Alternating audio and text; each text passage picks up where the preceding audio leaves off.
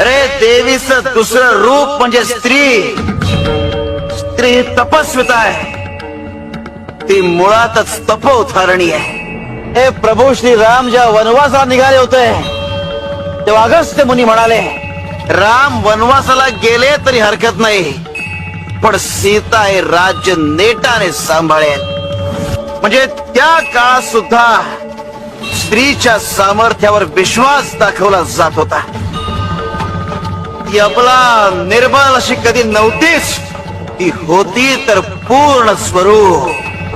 निसर्गानं तिला स्त्री म्हणून जी काही कर्तव्य दिली आहेत ती कर्तव्य तर ती पार पाडतेच. शिवाय पुरुषांची कर्तव्यही ती नेटा.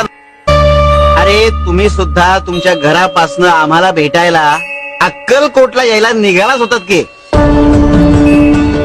अरे गुरु आणि भक्ताचं नातं हे असंच असतं.